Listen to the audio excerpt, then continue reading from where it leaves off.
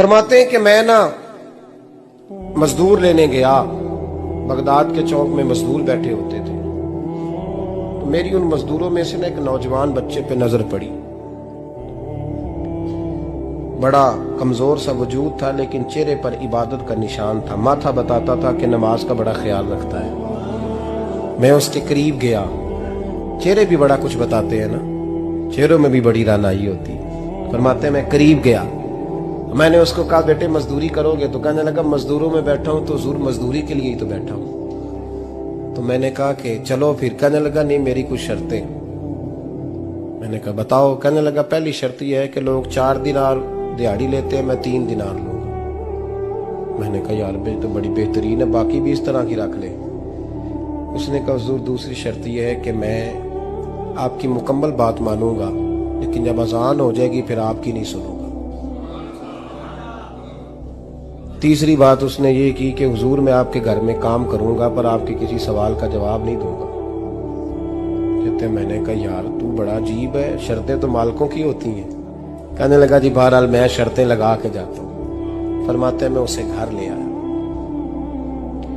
काम मैंने उसको बताया, तो जो काम मजदूर सारे दिन में करता है ना उसने 2 घंटे में ही कर दिया। हमारे मजदूर सिगरेट पीने में भी तो आधा घंटा लगाते हैं, वो चाय पीने जाएं तो पौना घंटा। वहां उनको भी तो दयानतदारी करनी चाहिए कि नहीं करनी चाहिए?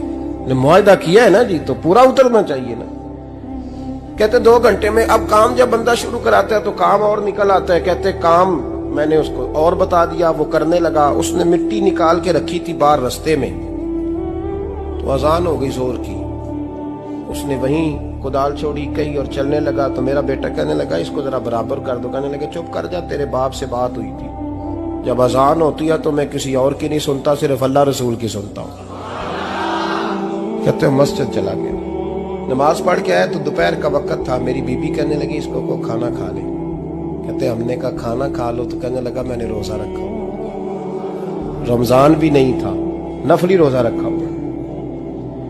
फरमाते हैं शाम हुई, मैंने 3 दिनार दिए। तो मैंने कहा तेरा नाम क्या है? कहने लगा मैंने आपसे कहा था मैं किसी सवाल का जवाब नहीं दूंगा। तो वो चला गया। अगले दिन मैं फिर लेने गया उसे, काम कुछ और निकल आए। तो लोगों ने बताया वो सिर्फ हफ्ते वाले दिन आता है। मैंने कहा क्यों? कहने लगे जी वो कहता है मेरा हफ्ते का खर्चा 3 दिनार है, जब 3 दिनार कमा लेता हूं तो बाकी सारा टाइम अल्लाह रसूल की जिक्र में गुजार दिया करता हूं। फरमाते हैं अजीब। अगले हफ्ते मैं फिर लेने गया, मैंने पूरा हफ्ता इंतजार किया कि काम उसी से कराना है। मैं जब गया तो मैंने कहा चलो। कहने लगा मेरी शर्तें याद है ना? और मैंने कहा याद है भाई, साथ चल। फरमाते हैं काम कराया। 2-3 हफ्ते वो आता रहा। एक हफ्ते में गया तो लोगों ने कहा हुजूर आज नहीं आया। क्यों? कहने लगे बीमार हो गए।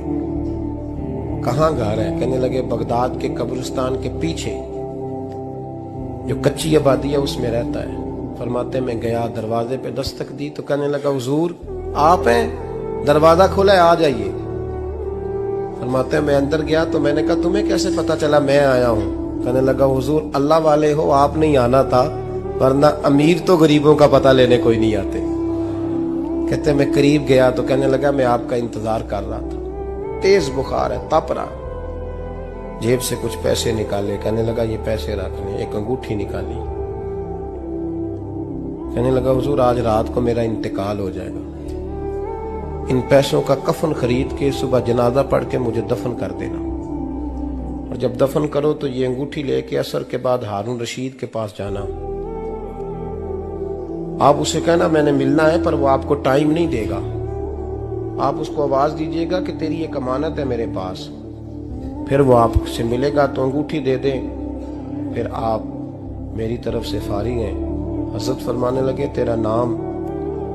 और कहने लगा हुजूर वक्त थोड़ा है,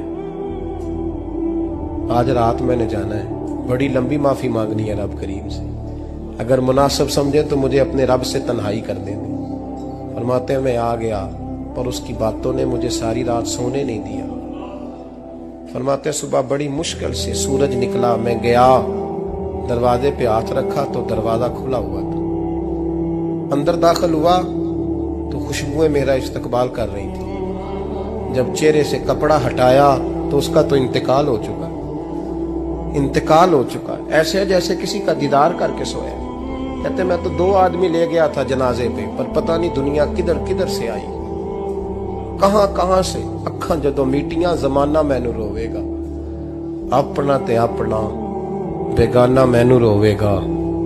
फरमाते हैं मैं तो 2 बंदे ले गया था, पर पता नहीं मखलूक कहां कहां से आई। जनाजा पड़ा, दफन किया। हारून रशीद के पास में असर के बाद गया, मैंने बुलाना चाहा पर बादशाह था, मेरी तरफ देखा ही नहीं। मैंने उसको कहा तेरी ये अमानत मेरे पास है। फरमाते हैं वो मुझे कोने पे ले गया, क्या बात है, कमरे में बुलाया, मैंने अंगूठी दी। हारून रशीद तो चीखे मारने लगा, कहने लगा अंगूठी वाला कहाँ है? मैंने कहा वो तो इंतकाल कर गया। कहने लगा मुझे कब्र पे ले चल। कहते मैं कब्र पे लाया तो वो लेट गया, तड़प के रोने लगा। मैंने कहा मेरा कलेजा फट जाएगा, ना उसने कुछ बताया ना तूने बताया, ये कौन था? तो हारून रशीद कहने लगा ये मेरा बेटा था। मैंने कहा तेरा बेटा और मजदूर? कहने लगा हुजूर ये हजरत दाऊद ताई के पास बैठा करता था, उनका मुरीद था, मुझे रोज कहता था अब्बा तूने बड़ी दुनिया इकट्ठी कर ली है, मरते वक्त तुझसे टांगे समेटी नहीं जाएंगी, इतना हिसाब नहीं तू दे सकेगा। मैं इसको समझा देता, इसकी अम्मा समझा देती। ये रोज हमें कहता छोड़ दो, आ जाओ अल्लाह रसूल की बारगाह में झुक जाएं। हम समझ। एक दिन ये चला गया, कहने लगा फिर तुम्हारा रास्ता और है और मेरा रास्ता और है। ये सोने की अंगूठी गलती से इसके पास रह गई, गलती से हीरे की अंगूठी चली गई। कहने लगा देखो मेरे बेटे ने आज वो भी वापस कर दी है। फिर तड़प के कहने लगा हारून रशीद था तो ये मेरा बेटा, पर मेरा मुर्शद निकला, मेरा पीर निकला। भाई जिंदगी तो बड़ी थोड़ी है ना। बाबा साहब ने कहा था उठ फरीदा सुत्या, और दाढ़ी आ गया पूर, अग्गा नेड़े आ गया, पिछा रह गया दूर। उठ फरीदा सुत्या, खलकत वेखन जा, मते कोई मिल जाई बख्शिया ते तू ही बख्शिया जा। उठ फरीदा सुत्या, झाड़ू दे मसीत, तू सुते रब जागदा, तेरी डाडे नाल परीत। मेरा रब हमें भी अपनी बारगाह में कबूल फरमा।